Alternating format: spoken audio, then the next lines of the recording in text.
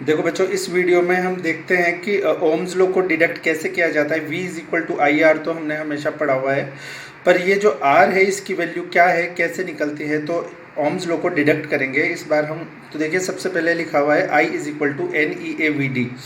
ये हम देख पा रहे हैं। तो ये हमने देखा था कि ये हमने रिलेशन निकाला था I और ड्रिफ्ट वेलोसिटी के VD के बीच में, ठीक है। और जो हमारी करंट डेंसिटी थी उसका फॉर्मूला क्या था, I अपॉन ए। तो ये हमने लिख दिया। नेक्स्ट स्टेप में I की जगह I की वैल्यू डाली, NEAVD अपॉन में A था, A से A कट गया तो हमारे पास हो जाए NEVD। ड्रिफ्ट वेलोसिटी का रिलेशन आ गया करंट डेंसिटी के साथ में। अब ड्रिफ्ट वेलोसिटी की जो हमने डेरिवेशन डेराइव की थी वो क्या था, टाइम, जो एवरेज टाइम था। फिर उसके बाद में ये E जो इलेक्ट्रॉन का चार्ज है, ठीक है, E इलेक्ट्रिक फील्ड और मास इलेक्ट्रॉन का जो कि कांस्टेंट है, ठीक है। तो यहाँ पे हमने क्या देखा कि अगर मैं J फाइंड आउट करना चाह रहा हूँ तो मैं VD की जगह ये वैल्यू पुट कर सकता हूँ, VD वाली। तो हमारे पास ये आ जाएगा पुट करने के बाद में।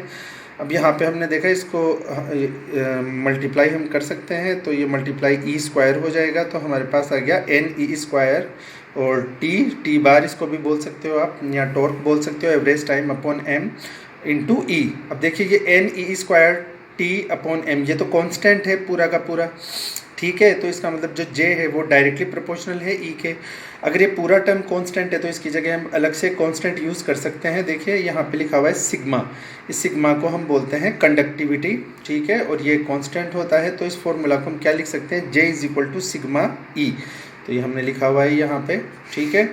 अब E की वैल्यू तो हमने देखी थी स्टूडेंट्स लास्ट लेक्चर में। E इज इक्वल टू क्या होता है, V अपॉन D। L अपन ने अगर लेंथ मानी है कंडक्टर की तो हो जाएगा V अपॉन L। यहाँ से अगर हमको V की वैल्यू निकालनी है तो सिग्मा यहाँ पे अपॉन में आ जाएगा, ठीक है, और L ऊपर चला जाएगा। तो हमने देखा 1 अपॉन सिग्मा और L अपॉन A इंटू आई, ये हमारे पास आ गया। अब यहाँ से देखिए 1 अपॉन सिग्मा, ये जो 1 अपॉन सिग्मा हमें दिख रहा है इसको हम क्या बोलते हैं, कंडक्टिविटी का इन्वर्स कन्वर्ट। अब देखिए जो कंडक्टिविटी है, ठीक है, तो इस कंडक्टिविटी के रेसिप्रोकल को हम क्या बोलते हैं, रेजिस्टिविटी। कंडक्टिविटी का उल्टा क्या होगा, रेजिस्टिविटी। तो इस रेजिस्टिविटी को हम बोलते हैं रो। तो 1 अपॉन सिग्मा को लिख दिया rho, L upon A as it is लिखा हुआ है इंटू आई। तो ये हमारा बन गया V is equal to rho L upon A into I, ठीक है। अब ये जो रो है ये तो हमारा कांस्टेंट है, ठीक है ना, जिसकी वैल्यू कंडक्टिविटी की उल्टी होगी, ठीक है।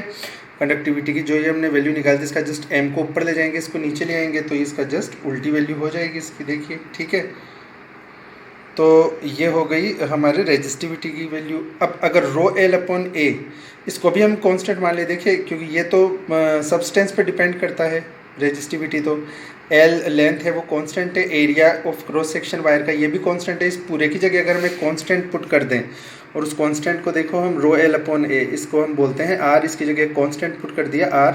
इस R को ही हम क्या बोलते हैं बच्चों, इस R को ही हम बोलते हैं रेजिस्टेंस। तो ये हमारा फॉर्मूला बन गया V is equal to R I rho L upon A. देखिए रो L अपॉन ए को हमने कांस्टेंट मान लिया, इसको अपन ने मान लिया R, ठीक है। तो ये V is equal to I R, यही ओम्स लॉ होता है बच्चों। तो ये हमने डेराइव कर लिया। यहाँ से R की वैल्यू में क्या पता लगी, रो L अपॉन ए, ठीक है। तो इसका मतलब जो रेजिस्टेंस है वो किस पे डिपेंड करेगा, नेचर ऑफ मटेरियल, कि आपका वायर किस चीज़ का बना हुआ है, उसकी लेंथ पे डिपेंड करेगा और उसके एरिया पे डिपेंड करेगा। अगर लेंथ बढ़ाएंगे तो रेजिस्टेंस बढ़ जाएगा, अगर एरिया बढ़ाएंगे तो रेजिस्टेंस कम हो जाएगा, ठीक है।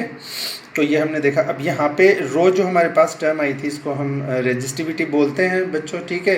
तो रेजिस्टेंस के लिए पहले हम देख लेते हैं कि रेजिस्टेंस तो डायरेक्टली प्रोपोर्शनल है, ठीक है, डायरेक्टली प्रोपोर्शनल है किसके, L के।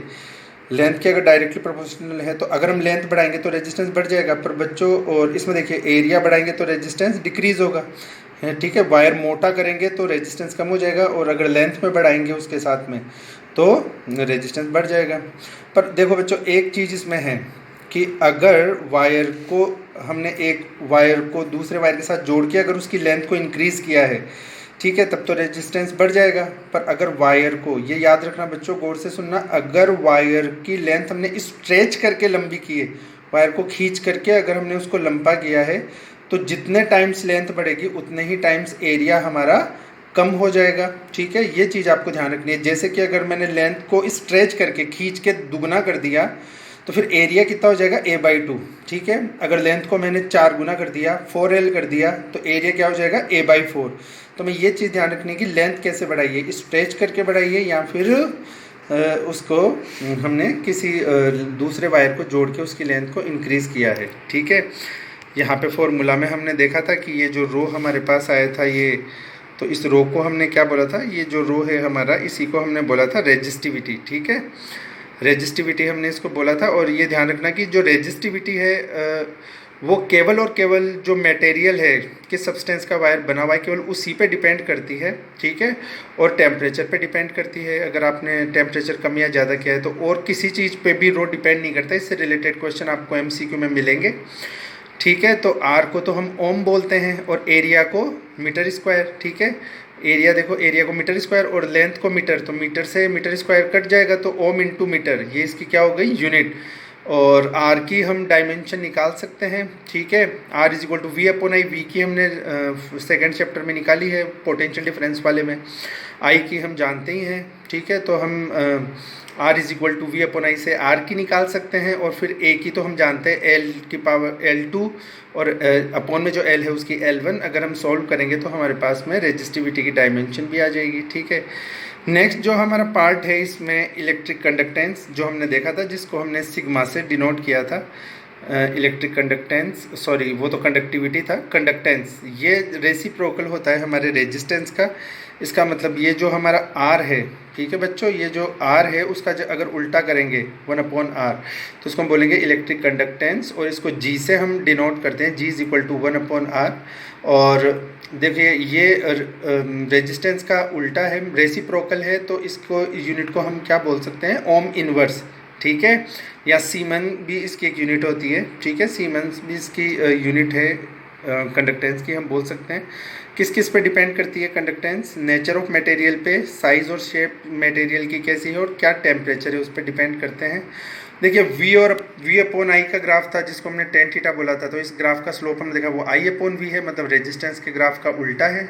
ठीक है, तो 1/R जिसको हमने बोला G, और G से हम इसको डिनोट कर रहे हैं कंडक्टेंस को। फिर कंडक्टिविटी ये हम ऑलरेडी पढ़ चुके हैं कि ये रेजिस्टिविटी का रेसिप्रोकल होता है, 1/ρ को हम सिग्मा बोलते हैं। तो ओम इनवर्स मीटर इनवर्स इसकी यूनिट आ जाएगी। डायमेंशन भी अगर आप निकालना चाहते हैं तो निकाल सकते हैं। ठीक है, तो हम ये ज़रूर देखेंगे कि अगर किसी वायर की रेजिस्टिविटी ज़्यादा है तो वहाँ पे एनर्जी का लॉस होगा डेफिनेटली, क्योंकि रेजिस्टेंस अगर उस वायर का ज़्यादा है तो उसकी वजह से एनर्जी का लॉस हमारा होगा भी। और लेस रेजिस्टिव, देखो कुछ एग्जांपल्स आपको दिखा रखे हैं, ये सिल्वर, कॉपर, एल्यूमिनियम, तो ये जो हमारी लैब में कनेक्शन वायर्स हैं तो वो हम अच्छे कंडक्टर के बनाते हैं जिनकी रेजिस्टिविटी कम हो। और जो रेजिस्टेंस हम लैब में यूज़ करते हैं वो नाइक्रोम, मैंगनीन और कांस्टेंट टन के वायर होते हैं, इनका रेजिस्टेंस जो है वो ज़्यादा होता है, कंडक्टेंस कम होता है। ठीक है, तो ये लैब में हम यूज़ करते हैं वायर।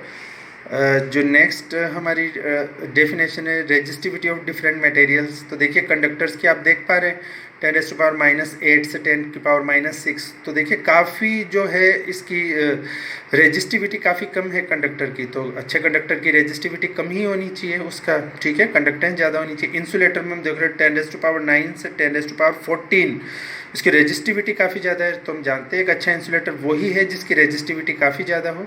ठीक है, सेमीकंडक्टर्स में हम देखते हैं 10⁻⁻1 to 10⁻4। तो देखिए यहाँ से हम देख सकते हैं कि ये दोनों ही में लाई कर रहा है, 10⁻⁻ में भी और प्लस में भी। इसका मतलब सेमी कंडक्टर ये कभी कंडक्टर की जैसे बिहेव करेगा और कभी इंसुलेटर की जैसे बिहेव करेगा। तो ये कम टेम्परेचर्स पे या एब्सोल्यूट जीरो पे तो इंसुलेटर ही बन जाता है, और जैसे जैसे टेम्परेचर बढ़ता है ये कंडक्टर की तरफ बिहेव करना स्टार्ट करता है। तो सेमी कंडक्टर दोनों ही तरह से बिहेव करता है, इंसुलेटर की जैसे भी और कंडक्टर की जैसे भी बिहेव करता है ये। ठीक है, और इलेक्ट्रिक रेजिस्टेंस में हम देखते हैं कि पोटेंशियल डिफरेंस जब हम क्रिएट करवाते हैं कि नहीं भी वायर के दो एंड पे, तो जब इलेक्ट्रॉन्स मूव करना स्टार्ट करते हैं तो वो एक दूसरे से टकराते हैं, उनका कोलिजन होता है और उस कोलिजन के कारण हीट के फॉर्म में एनर्जी बाहर निकलती है। और ये जो इनका कोलिजन है, जो एक दूसरे से टकरा रहे हैं, यही रेजिस्टेंस का कोज है।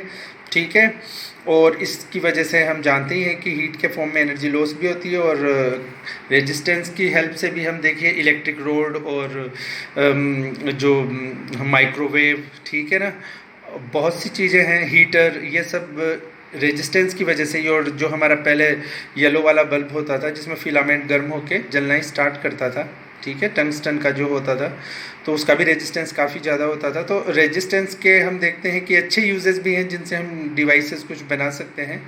ओमिक और नॉन ओमिक एग्जांपल आपको दे रखे, देखिए ये सिल्वर, कॉपर और ठीक है ना, ये सब जो आपको एग्जांपल दिख रहे हैं ये सब किसके एग्जांपल है? ओमिक, मतलब ये अच्छे फ्लो करवाते हैं करंट को, ठीक है, ओमिक है। नॉन ओमिक हम किसको बोलेंगे? जो कि ओम के लॉ को फॉलो नहीं करते हैं, तो जिनके बीच में R is equal to V upon I, ठीक है, टेन थीटा जो हमने स्लोप निकाला था। तो अगर वो ग्राफ स्ट्रेट लाइन आता है तो वो तो ओम्स लॉ को फॉलो कर रहे हैं, तो ऐसी चीज़ों को तो हम क्या बोलेंगे? ओमिक। और जो ओम के लॉ को फॉलो नहीं करेंगे, जैसे कि हमने बताया था सेमीकंडक्टर्स, मैंने आपको बताया था कि सेमीकंडक्टर्स, तो देखिए सेमीकंडक्टर्स के लिए हम अगर ग्राफ को देखेंगे तो देखो बच्चों ग्राफ हमारा कैसे दिख रहा है आपको? ग्राफ आपको दिख रहा होगा, तो ये सेमीकंडक्टर्स के लिए ग्राफ है। इसका मतलब ये जैसे जैसे V को हम बढ़ाएंगे तो I स्ट्रेट लाइन में नहीं बढ़ेगा, दोनों ही ग्राफ में आप देख सकते हैं I स्ट्रेट लाइन में नहीं बढ़ेगा। इट मीन्स कि जो ये दोनों एग्जांपल्स आप देख पा रहे हैं तो ये सेमीकंडक्टर्स तो ओम के लॉ को फॉलो नहीं करता है, तो स्ट्रेट लाइन नहीं आएगी, इसलिए नॉन ओमिक है। हाँ, और हम ये भी जानते हैं कि टेम्परेचर बढ़ाने पे, देखिए टेम्परेचर बढ़ाने पे इलेक्ट्रॉन्स की काइनेटिक एनर्जी बढ़ेगी, ज़्यादा कोलिजन करेंगे, ठीक है।